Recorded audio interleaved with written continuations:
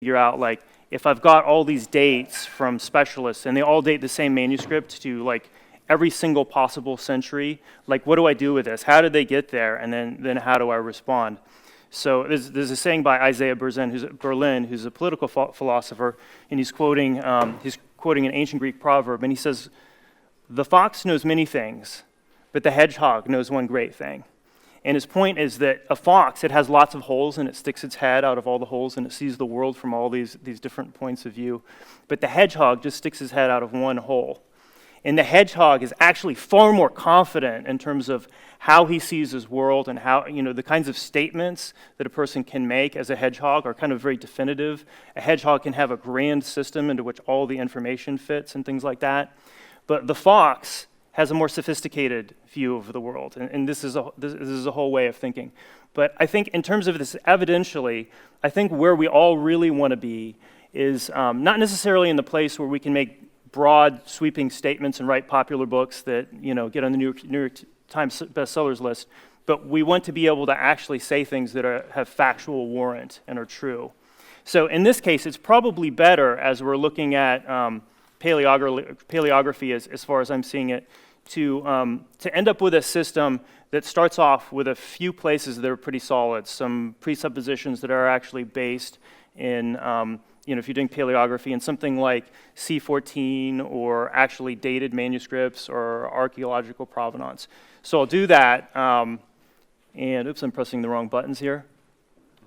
Sorry. Here we go. Happens every time. All right.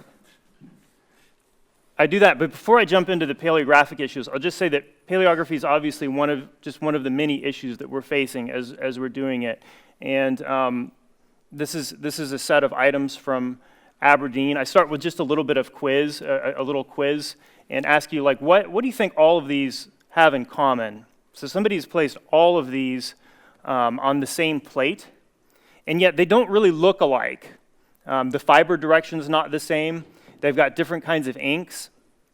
Ligatures on letters, whether they have them, they don't have them, whether it's cursive. You have almost everything on here. You don't really have any formal literary scripts like the Biblical Majuscule or the Alexandrian Majuscule or the sloping, but maybe some of them are imitating that. A little hint.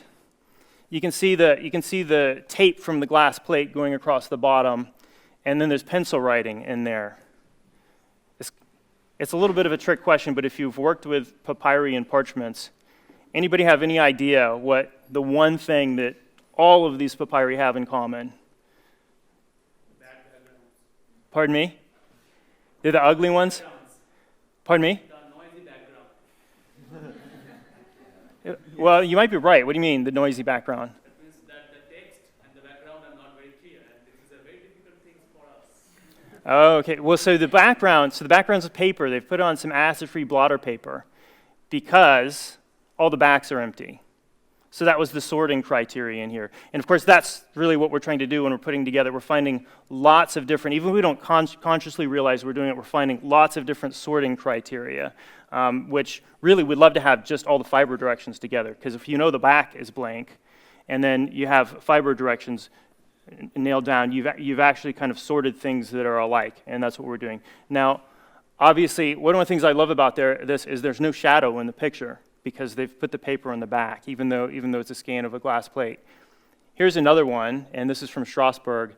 In this case, I'll show you some more pictures of this. It's very easy to produce these cool PowerPoint slides here. Now, this manuscript here is written in Achaemenic Coptic. I've heard one scholar describe this as a dialect that he wouldn't wish on his worst enemy. And it's one of the dialects that has an additional letter showing up. But here's what's interesting about this, is it's got, I'm trying to think, 3 different texts in it. It's got First Clement, it's got all of James, and then it's got sections of John's Gospel. But John's Gospel, which it just has a short section, is interspersed, and it just jumps between Greek and Achaemenic Coptic, right? So it's all over the place. And so when you start sorting this one, and you say, like, what's the ink look like? Well, look in the right fragment. You've got, it almost looks like 2 different kinds of inks. You're going to have Greek, and you're going to have Coptic showing up. But still, so again, this is an entirely different set of features than I mentioned on the prior page. On the left is an unadulterated picture that I've actually got from from University of Strasbourg with pictures of this, this manuscript on them. There's pictures of these in the New Testament Virtual Manuscript Room, which the institution has been very kind in providing the pictures. Actually, I think I had to pay them for that, but images to distribute those online. Now, if you look at the bottom left one, which is, can you see me pointing at it? I have to activate the pointer. This one here, let's make that one bigger. So, he thought I needed my help, but I didn't. You can play little tricks with these, which they couldn't have done back in like 19-something teen when Frederick Roche published this, and wasn't able to put some of them together. Using regular expressions and searching Sahidic, which is pretty different from Achaemenid Coptic, you can pull up a hit. And here's one that's a pretty strong possibility based on the letter sequences here. It's not a perfect fit, but what I've proposed is you can actually use digital tools that already exist to make joins. But the point is you have to know that, for instance, it's the same manuscript or the dialect or something like that. So here's another institution that's eliminated backlighting, or they've eliminated shadow. And I don't want to shame this institution, so I won't say its name because it's the second best university in Britain after the University of Cambridge. There's 2 universities in Britain, the University of Cambridge and the other place. But they've eliminated shadow by putting a black piece of paper in the back of it. And of course, this is our worst nightmare, because if we're going to use binarization processes and such things, we actually want the black that's on the page, or whatever the ink-like color is, we don't want anything else to compete with that, right? And so, of course, this is our worst nightmare. But again, we ultimately we're all at the whims of our images. But here we move in, and I'd like to talk about this hand here. And as a starting point, I'm assuming an article that was published in 1959 by Jean Irigoyen. And I'm going to call this the Alexandrian Majuscule. Some people like to call it the bimodular script, but I don't like to call it that because I get excited when there's a term from antiquity that people like maybe a long time ago always, kind of like to use. And there's actually a grounds from the Fourth Council of Constantinople, 869, where they talked about how they actually wrote the proceedings in the ancient letters of the, let's see here if I have it. They've written it in, yes, the ancient expression and the ancient expression and the Alexandrian letters imitating it. And so there seems to have been some actual Alexandrian script. Now the image that's in the background is indeed a massive document, and we've got a few of them that are like this actually, that probably almost certainly would have come from the Alexandrian Patriarchate. So when we talk about chancery scripts, we can mean a lot of things. We can mean it's just a really pretty handwriting. In Latin antiquity, there was an argument that there was actually a chancery script, which only the imperial offices, the municipal kind of provincial offices couldn't use it. Only the imperial offices would use.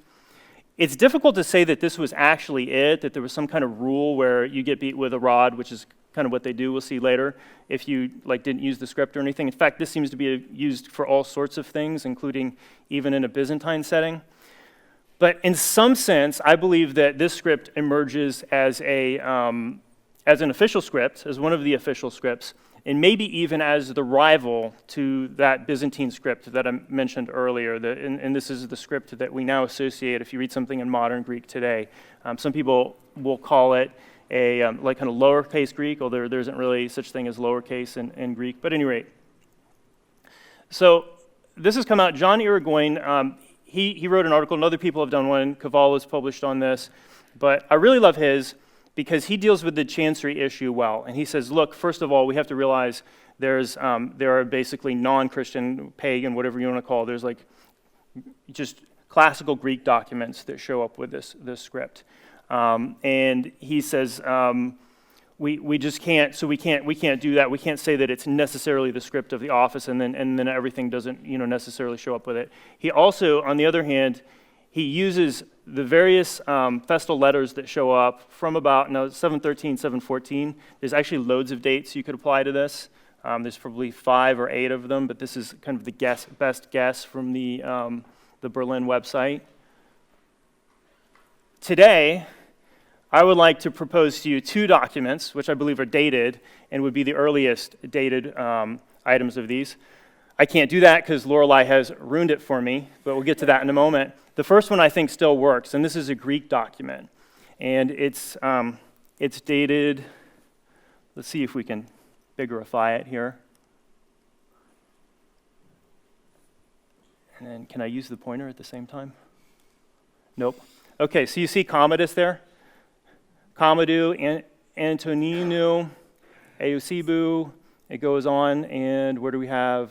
Oh, here's the year. So it's the Etus Triakostus, the 30th year. So he would have actually been 30 years old. He actually gets killed in his bathtub a couple of years later. But what's interesting here is we have something from ostensibly 190. Again, this is labeled in publications as a chancery script. Now, what do we mean by this? There was this imperial chancery script, and obviously there were notaries, public notaries, or these public officials who wrote things, and people who wrote things that were on some level just official in terms of their business. But a lot of times I think what people are referring to, and the documentary text scholars can feel free to kind of throw in on this, is scripts that tend to rise quite high, and they usually have some kind of cursive feature to them. I would say this script, what it's doing is it's quite attractive, but instead of trying to imitate epigraphic things, it's actually enjoying the benefits of writing on papyrus. So the letters that are, they have a vertical element, like kappa and phi, they'll become quite large. And the letters that, in principle, are just simply circular, like epsilon and omicron and sigma. They're thought of as being thin, but they're actually, if you think of the circle as having been stretched out, it's a bit taller, and at the end of the day, they'll be thinner. And there are some specific letters that we'll be able to pick out that aren't always there in any given document, but the kappa is usually distinctive. The epsilon, even though the thickness differs at different times, usually has a swirl coming off of the edge. The mu, which shows up in other writing systems, is it doesn't have a I guess you'd call it, is it a three-stroke mu, or what do we call this? It's a cursive-looking mu that shows up here. And phi is usually quite large. We'll see some of those in a bit. Now, I would suppose there's actually lots of things that look like this. What's really significant about this one, and I'd love for somebody to tell me they know of an earlier one with a secure date. It's got a secure date, and it has pretty much, even though you may say it doesn't look exactly like the Alexandrian script, it has essentially all of the features as far as I'm concerned. Now, here's the one that it's quite early. It's been published in 1879, or at least one side of it has. Both sides are super interesting. The side that hasn't been published is the one that I want to look at in a second, but I think both of them are relevant to our discussion. So the first side was published in 1879 by Eugene Revelu, and Eugene was not the bishop of Coptos or Keft. That was in fact Pacentius, and so this is from his archive. Now, some of the questions in the archive are disputed, but not this one. I'll show you why in a second. There's an edition coming out and my colleagues will do this. I don't want to make light of this because in some sense it's really not funny, but it is ironic how the things that are happening in churches today is the same things that were happening a long time ago, and we see that here. This is a statement of somebody saying, I didn't do it, I swore on the Bible I didn't do it, I'm swearing on the Bible now that I didn't do it. And we have the person, Anak Kyrikos. So here's Kyrikos is the name of the person, and he's the praestos of the monasterion, is abbreviated out, I assume. Apamakarios, and Mptur, of the mountain which is opposite of Shinhor. So anyway, but he's going to say that I swore on the Gospels and the four Gospels between, the four winds and all this kind of stuff, and I swore and I swore and swore. I didn't know her, I didn't sleep with her, I didn't do it.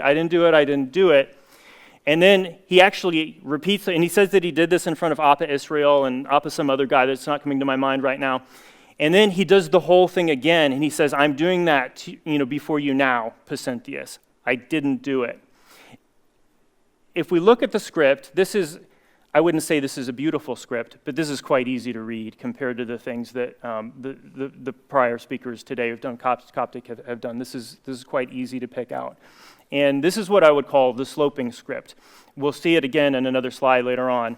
The sloping script is one of the three main literary scripts. It's actually the lowest level, and you might even argue it's not literary because it's really what a note is going to show up in, a formal note in a manuscript. Only kind of usually recycled manuscripts have this. The exception comes in the medieval period. But it is one of the formal script. Notice that all of the sides of this document are intact, which I'm going to suggest means that this document is going to be, the Pasenthius side is the later side of the document. Here's the other side, which is yet to be published. And this is in I would say an informal but official version of the Alexandrian Majuscule. Now, Pasenthius is living in, he's flourishing in the last decades of the 6th century and the early decades of the 7th century. And because you can see the left side has been lost, in fact, I think a pretty decent amount of text is lost on the left-hand side. It could be anywhere from 25 to 50% of the total text, but that's just a quick guess. I've only looked at this manuscript a bit. At the end, things aren't looking well for the person who's being addressed, and we learn that and they will give 10 cane beatings to you, and I'm still kind of unclear on this, but this is something about him being thrown out, and I'm trying to figure out how to deal with the negative, but until you're thrown out, until you're not thrown out. But basically, somebody's getting beat with a cane, which is what happens to you if you mispronounce scripture, or in this case, it seems like it has something to do with a very significant amount of money and somebody going off with it. But the point is, we have a very early example of this script and in Coptic. Now, the challenge is, if we look at a script like this, this is, according to some estimations, an Alexandrian Majuscule, or at least the same hand. Oh, what did I do?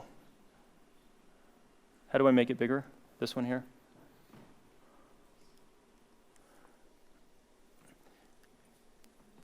So when we look at the letters, they tend to have flourishes on them.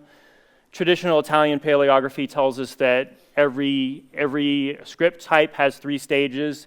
There's kind of like the ghetto stage where it's kind of really poor and it dresses in, really informal base clothing and it's all dirty and ugly.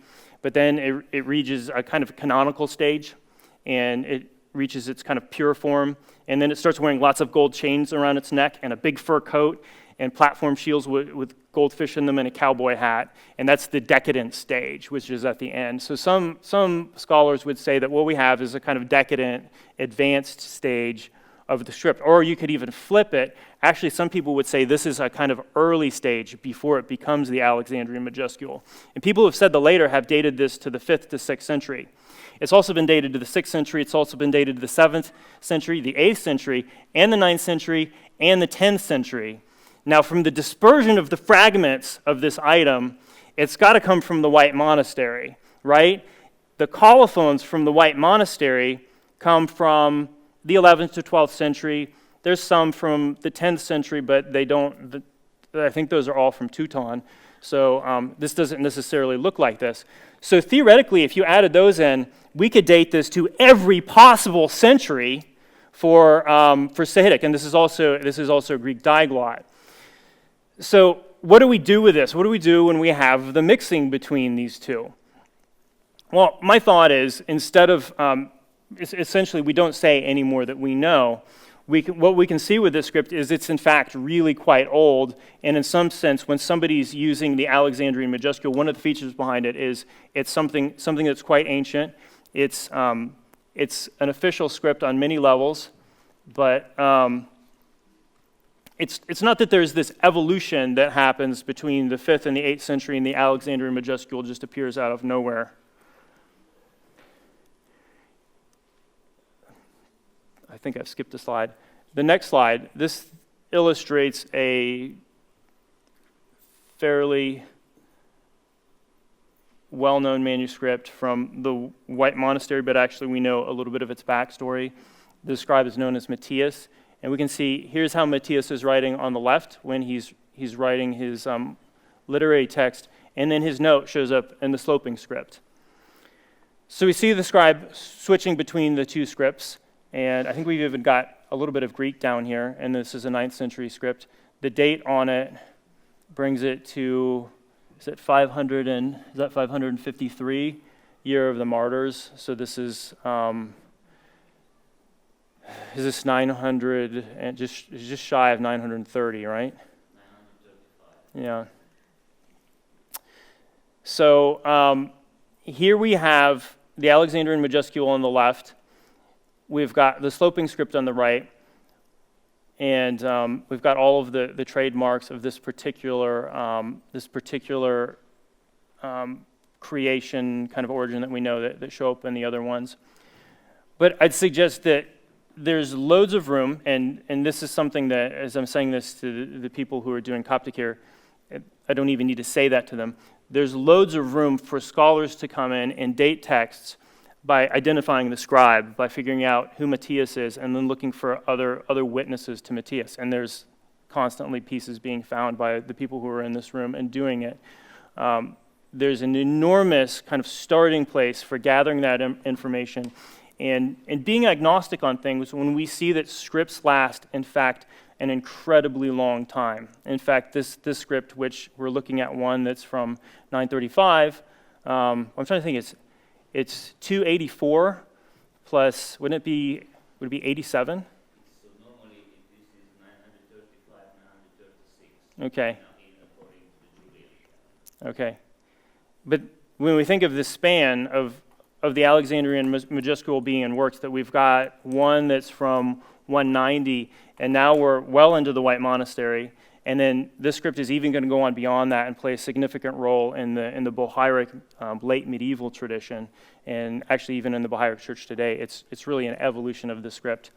So, at any rate, my offering to this is a couple manuscripts, and then there's another one from Lorelei now that brings the formal use of this, and I think that is a kind of a formal letter that you have.